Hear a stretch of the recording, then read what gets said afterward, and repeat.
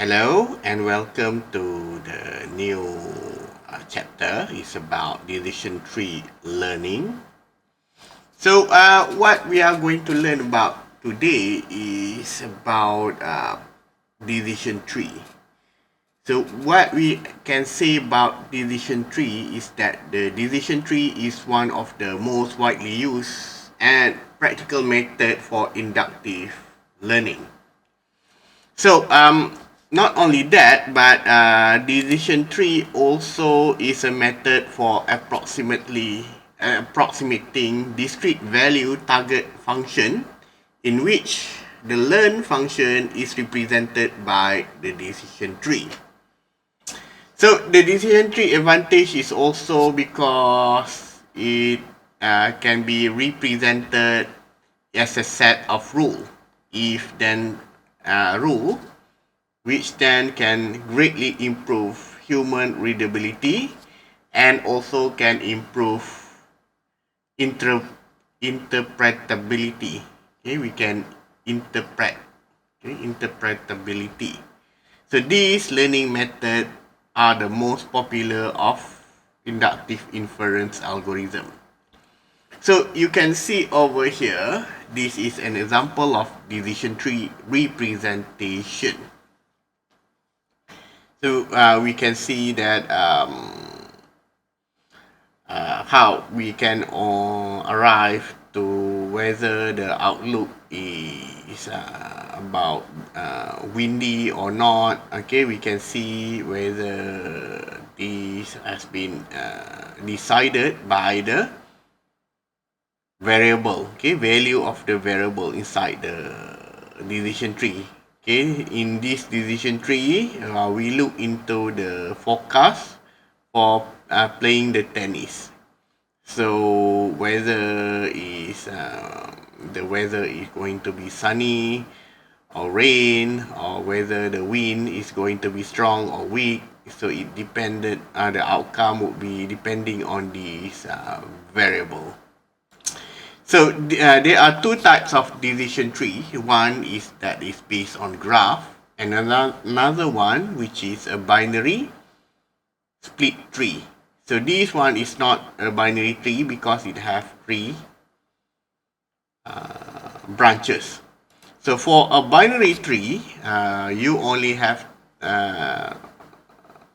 to split two branches. Okay, only two branches. Only have two branches for the binary tree. So we will look into a binary tree later on.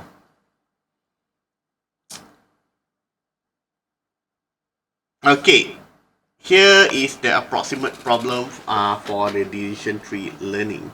So the decision tree learning is generally best suited to problems with the following characteristic, where we can see that the instances are represented by the attribute value pairs, okay, where the temperature can be in value of hot, mild, or cold, which we can see in the next example. Or we can have a humidity, where the humidity can be high, normal, or low, and so on. So we can see through this. Okay, this is example of decision tree. Okay, where John can play tennis in this kind of prediction. So we can see that in day one, whether the player are going to play their tennis or not. Okay, this is based on the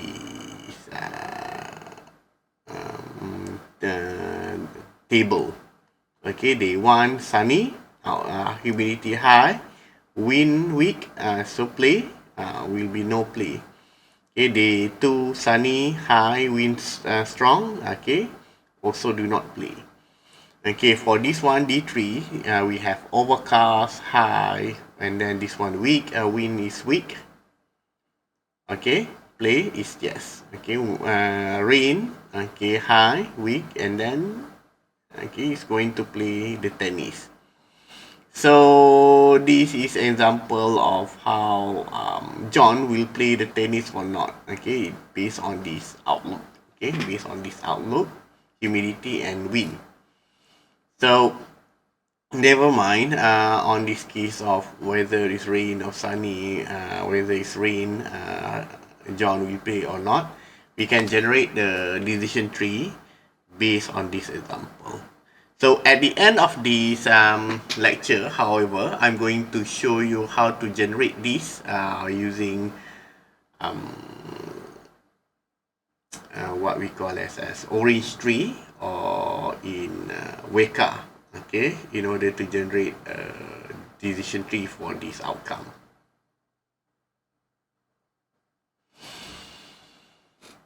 Okay, the advantage of the decision tree is that the decision tree is robust to errors. Okay, although the decision tree may contain error, however, the decision tree is very transparent. You can always see how the decision tree made error and how the decision tree would succumb to error. Okay, succumb to error and so on. So this one is very dependent on the types of data that you have. Sometimes you may not be able to secure a data that are perfect, and that doesn't matter. Okay, because securing a perfect data is very hard. That's why all the data that we collect is only approximated. However, be alert that even if you collect, okay, even if you collect or even if you've done everything right in order to collect the data, your training data may still contain error, and that decision tree are very robust to this error, and then can still make you enable to trace this error easily on the generated tree. And then another advantage of this decision tree is that the decision tree can still be used even if the training example have an unknown value, even if the humidity of the day is known only for some of the training example. Okay, let's look here how the training data will come. Okay, this is only up until day 14. So what will happen at day 15? So whether John will play or not. Okay, so this we will try to answer the question at the end of this lecture. Okay, we will try to answer this in the end of this lecture. So here are how the decision tree are being arranged. Okay, we will try to arrange it or sort it according to the variable. So we sort it according to the overcast first, and then we try to sort it or split it into sunny first, and then into rain later. So we can see that in a pure subset, okay, the outlook for overcast is always yes. Okay, it's always yes. And then in the outlook for rain, okay, have 3 yes and 2 no. And then the outlook for sunny has 2 yes and 3 no. And then from here we can split further into what is yes and what is no. So we can see that here, when the outlook is sunny, humidity is high, it will become no. Okay, the play will become no. Okay, right.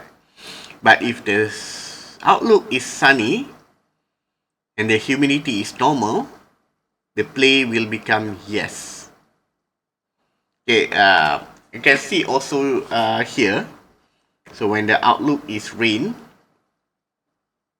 okay, all 3 is rain, but the wind is weak, so it will become yes. But if the rain is is the outlook is rain, but the wind is strong, okay, then it will become no. Okay, so here we can see the reduce decision tree, okay, where we can split it further. So need to remind you that this is not a binary tree, because a binary tree, it will have split evenly into two branches, right? Two branches. But this one is not a binary tree. So we can see that here, if overcast, okay, or if the outlook overcast, it always become yes. But if the outlook is sunny, you have to look into the humidity. If the humidity is high, it will always be no. If the humidity is normal, it become yes. Okay, same goes over here. If wind is weak, okay, it become yes. If wind is strong, it become no. Okay, during the rain. So we will simplify this. It will become something like this. Okay. Outlook overcast. Okay, if the outlook overcast is always play, but if outlook is raining, you have to look into wind. If wind is yes, then yes. If wind is strong, then no. So here, if the outlook is sunny, you have to look into humidity. If humidity is high, then no play. And humidity is normal, then you can play. Right, this one. Okay, D15 to answer what will happen in D15. Can predict this. Okay, outlook. Okay, rain. Okay, then we have to look into wind. Okay, weak or strong, and then weak. Okay, we can surmise that it is a play day. Okay, play day. Okay, here we can see the decision tree probability. Okay, here we have 9 yes, 5 no. Okay, overcast yes means that in all probability, all under here will be yes. Okay, this one. If sunny, 2 will become yes, 3 will become no. So we select high. Okay, only 0 will become no. Okay, 0 will become yes, 3 is no, and this one 2 is normal, and 0 no. So this what we can call it as 100% accuracy.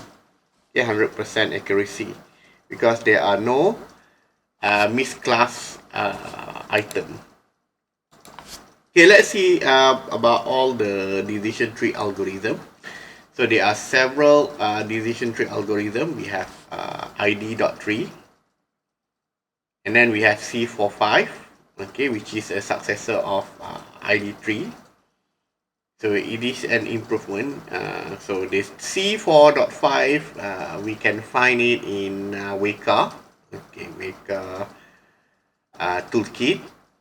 And then we also have card, classification and regression tree, and then cheat or chi-square automatic interaction detector, which can perform multi-level splits when computing decision tree.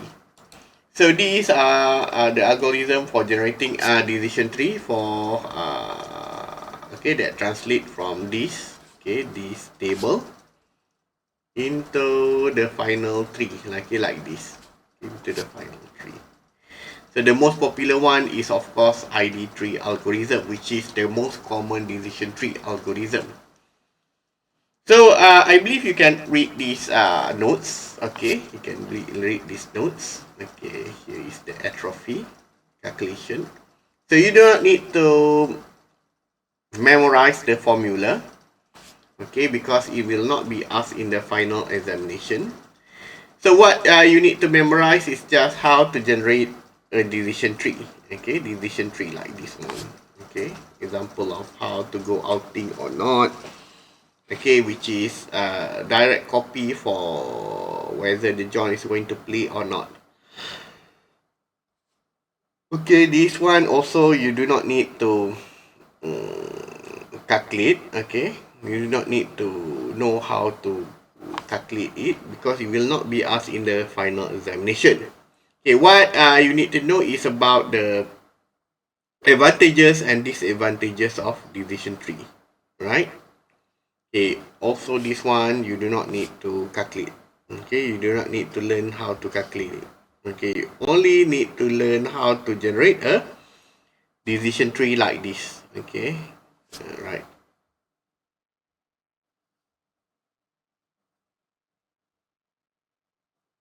Wait, we are going to skip this. Okay, right. In the final examination or in the test, what you need to know is just how to uh, describe the advantages and disadvantages of the decision tree, including the inductive bias, okay, or the how the decision tree works. So, if in explaining inductive bias, we can assume that inside any training data there will be a bias. So together with the training data, we can justify the classification that assigned to the learner in future instance. So the bias can arise from imbalanced data set. So we can say that in the collection of any training example, sometimes you have more example of yes compared to more to less example of no. So you can say that this is a bias or imbalance. So you can say that there are more yes over here than no. So if this thing happen, then you have a imbalanced data set. And by having an imbalanced data set, you can have a bias, okay? Bias. Right, you can read this more about the bias in the text, okay?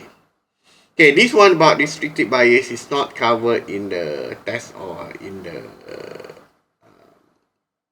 final examination. Okay, what you need to know is about the issues in decision tree learning, or what we can say about the drawbacks of decision tree. So there are several drawbacks of the decision tree. One of it is sometimes it's also prone to overfitting. So overfitting, what is overfitting? So overfitting is a case where okay, where the data is tightly fit to the okay, sorry, the training is tightly fit to the data. So how to explain overfitting is I'm going to show you some photos. Okay, this one is example of overfitting. So overfitting means that when you train your data start to fit to your training data. See, for example, is that when you have a bat, you are trying to improve the bat to fit your body until it's started to overfit. So this is a good example to overfitting. So it will fit through your body, but nobody else. Another example of overfitting is that, okay, you can buy a lot of shirts or a lot of clothes with sizing of S, M, and XL and L. So overfitting means that the shirt are not according to the default sizes, but it tailor made for your body, but closely fit. Okay, meaning that the clothes are designed to fit, okay, closely to your body, but nobody else. Okay, that is also a form of overfitting. You can see through this example. Okay, this is a nice fit. Okay, this is an overfitting. And there is also a case of underfitting. Okay, underfitting. So the case of underfitting is also bad, meaning that the classifier are not being able to classify anything at all. Okay.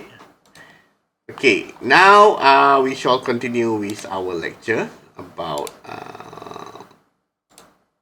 bias. Okay. And overfitting, issues of overfitting. So this is example of overfitting also. Okay, to understand the symptom of overfitting, okay, which you may have to explain it in the final examination. Okay, overfitting means that when you are training your data, you can find out the data on your training set would have 100% accuracy. However, when you are testing your data, you found out that the accuracy fall down, okay, down to 50%.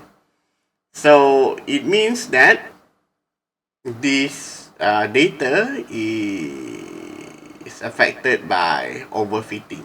Okay, this is what we call it overfitting problem, because when you test on the data that are not being trained, so the data is actually not fit or not generalized on the training set, based on the training set. So meaning that your model are fit on the training data only, but not fit for testing or general data or real world data. And this is also example of overfitting. Okay, overfitting. Okay, overfitting. Right. Okay, this one is underfit. Okay, underfitting, and this one is overfitting. Underfitting means that the accuracy rate is lower. Okay, accuracy rate is lower, and then it started to go higher. Okay. Okay, sorry, the error rate is starting to go higher. So this one is on a test set, and this one is error rate is lower, meaning that it has higher accuracy for the training set. So this is the overfitting problem, and this one is the underfitting problem. So mostly when you are facing with underfitting, you are easily recognize. You would easily recognize underfitting. Okay, usually you would easily recognize underfitting, because in underfitting you can see that your training set is producing a lot of errors. But in overfitting, you will see that your training set have very little errors, but your testing set will have high amount of errors. Okay, there is also another example of overfitting. This time is due to the noises. Okay. Okay, suppose that you have data that can be split with a straight line like this. Okay, discrimination line. So this is a class, blue class. This is a red class. However, there is a noise over here. Okay, where the blue one is on the red side. So this can sometimes can cause the line to divert over here, okay, in order to accommodate the blue line, okay, the blue dot, okay, the blue side.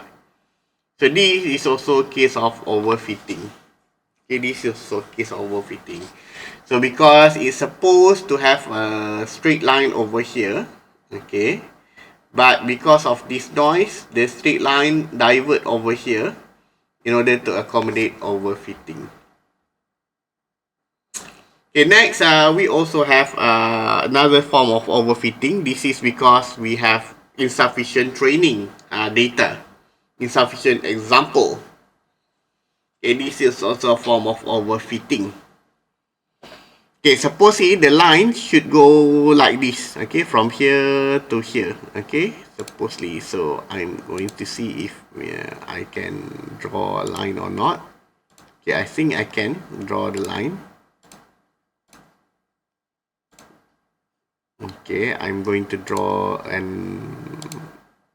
green line, okay, because it is most neutral. So okay, suppose the line will go over here, the discrimination line will go over from this point to this point. But because of the problem of insufficient example, your discriminator or decision tree will draw a line over here, okay, to separate from the red example to the green example. So the one that is solid red is the training data, and the one with the whole, okay, whole over here is the testing data. Okay, seems that you have insufficient example because the training data only have two. Okay, you only have two training data instead of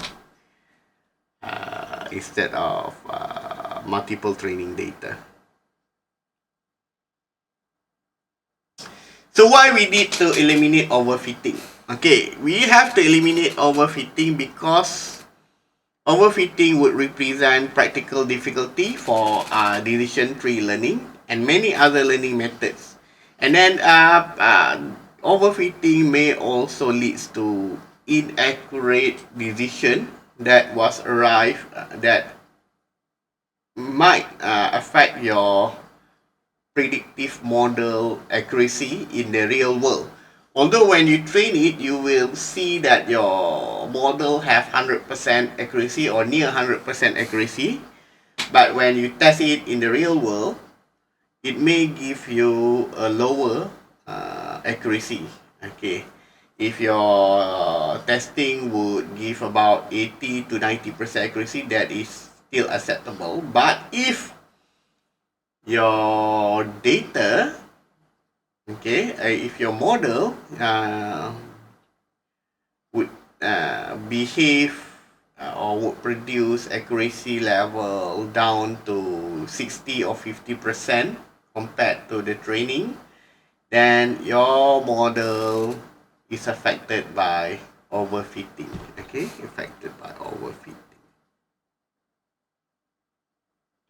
So how to prevent overfitting of data? So you can use reduced error pruning. So one approach, we call it reduced error pruning, is to consider each of the decision node tree is candidates for pruning. So pruning consists of removing a subtree rooted to that node, okay, to make it much more simpler. So nodes are only removed if the resulting prune tree perform no worse than the original over the validation set. So that's why we need a validation set. So this has the effect of that any leaf node added to the coincidental regularities in the training set is likely to be pruned. Because of this, same coincidence are unlikely to occur in the validation set. So we will look into the result of pruning. So this is the training without pruning. Okay, we can see the evidence of overfitting. So overfitting means that the test data has lower accuracy, significantly lower accuracy. Okay, this one when you prune it, so it have some improvement. Okay, some improvement. So this is example of pruning. Okay, this is also another example of pruning. Okay, a prune decision tree. Right, prune decision tree. Okay, this one we have income more than 30k. Okay, then other loan from bank, yes. Then you are going to be given loan, and then no. So and then here we have income less than 30k. Okay, because every other decision would be no loan. Okay, would be no loan except to this one. Except this on this one particular branch, okay, where it has people may have required documentation. Okay, loan. This one also have required documentation, yes, then you will be given loan. Then it doesn't matter if you prune this tree. Okay, you can prune this tree of criminal record. It means that the criminal record does not affect that much of people going to be given loan or not. So when you prune this, the result is almost the same. So we can say that the income would be the one that determine whether people can get a loan or not. Alright, okay. Alright. This one we are going to skip about C4.5 because we are only discussing about ID3. Okay. So this one we are not going to discuss because it will not be asked in the final examination. Okay, I think that's all for the class for uh, about division 3. We will be seeing you again on the next class.